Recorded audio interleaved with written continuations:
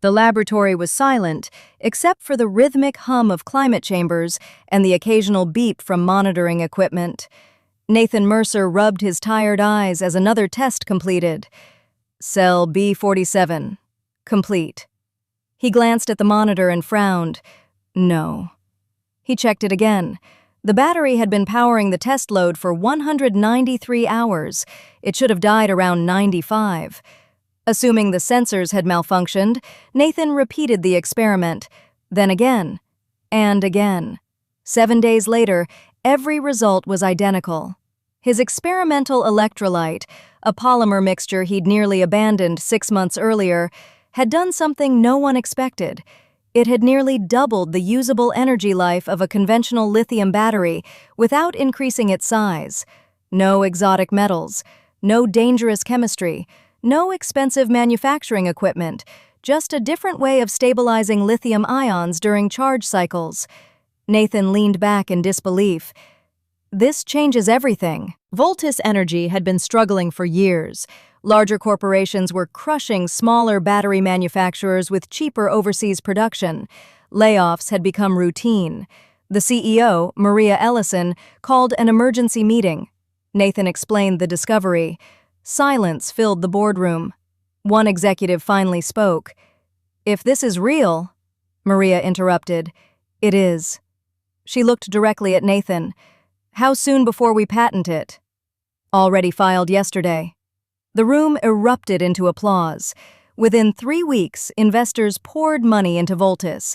Its stock climbed 400%. Automakers called, phone manufacturers called, military contractors called, energy companies called. Even NASA requested a meeting. The discovery wasn't just another battery. It was an entirely new market. Across town, executives at Titancell Industries watched Voltis's stock chart in disbelief. Our market valuation dropped $18 billion. Someone slammed a fist on the conference table. "They're going to replace every product we sell." Another executive whispered, "Acquire them." "We tried. They refused. Then destroy them." No one laughed. Across Europe, a battery consortium canceled 3 planned factories. Thousands of jobs were suddenly at risk. Investment banks began downgrading competitors overnight. Entire business plans collapsed. The world wasn't simply embracing Nathan's discovery, it was abandoning everyone else's. Nathan returned home one evening to find someone waiting beside his driveway. Black sedan. Government plates. A woman stepped out. "Mr. Mercer?" "Yes." "My name is Rebecca Shaw." She handed him an identification badge. "Department of Energy." "We'd like to discuss your research. My company already has." "This isn't about your company." She smiled politely. "It's about national security." Nathan hesitated. "My battery isn't a weapon." "Perhaps not. But technologies often become weapons." The federal building contained no windows. Nathan surrendered his phone, then his smartwatch, then even his car keys. Inside a conference room sat military officers, intelligence analysts, and government scientists. Rebecca spoke first. "Do you understand what you've created?" "A better battery." She nodded. "So did the Wright brothers." A general leaned forward. "If military drones can remain airborne twice as long." Another added, "If submarines require fewer battery changes." Another, "If satellites operate years longer." Another, "If autonomous weapons stay active twice as long." Nathan suddenly understood. He hadn't invented longer-lasting batteries. He'd altered military strategy. Government officials requested classified licensing agreements. Voltis refused. Competitors filed lawsuits claiming patent infringement despite having no evidence. Anonymous bloggers accused Nathan of stealing the technology from universities. His social media accounts exploded with threats. Reporters camped outside his home. One evening, he found his tires slashed. The next morning, someone hacked Voltis's servers. Fortunately, Nathan kept every important equation on an offline computer locked inside a safe. Titancell's CEO requested a private meeting. Nathan almost declined. Curiosity won. The executive smiled warmly. We'll pay you $500 million. Nathan blinked. For what? For your resignation.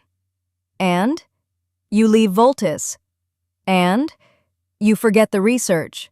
Nathan laughed. You can't buy an invention. We're not buying the invention. The executive's smile disappeared. We're buying time. Nathan stood. I'm not interested. You should be. Why? Because governments aren't the only people frightened by innovation. Nathan's brakes failed on the interstate. Only quick thinking kept him alive. Police called it mechanical failure. Nathan wasn't convinced. 2 days later, the laboratory caught fire. Fortunately, the fire suppression system activated before serious damage occurred. Investigators found traces of accelerant. Someone had entered using cloned security credentials. This was no accident. Someone wanted the research erased. Rebecca returned. This time she skipped introductions. Someone is attempting industrial sabotage. I noticed. She placed a classified folder on his desk. You're now under federal protection. Nathan stared. This is insane. She sighed. No. She opened the folder. Inside were intelligence reports from 6 countries. Each one contained the same subject, Project Mercer. Several foreign governments had begun covert operations to obtain his research. Some wanted to buy it. Others wanted to steal it. A few were considering removing Nathan entirely. He swallowed hard. I just wanted people to charge their phones less often. Rebecca almost smiled. The world rarely lets breakthroughs stay simple. Months later, Voltis completed construction of its first manufacturing facility. The first batteries rolled off the production line. Electric vehicles traveled nearly twice as far. Emergency medical equipment operated for days during disasters. Remote villages finally stored reliable solar power through the night.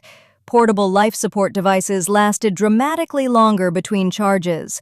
The invention began changing lives exactly as Nathan had hoped, but he had changed as well.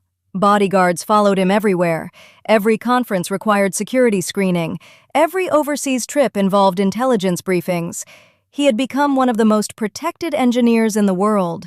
Standing on the factory floor, Nathan held one of the first production batteries. His greatest achievement had made him wealthy. It had saved his company. It had transformed an industry. And it had made him the target of corporations, governments, and spies around the globe. As cameras flashed around him, he smiled for the crowd. Inside, however, he understood a truth few inventors ever considered. Sometimes the most dangerous thing in the world isn't building a better battery. It's building a future that too many powerful people aren't ready for. If you enjoyed this story, please subscribe to our channel. Thank you.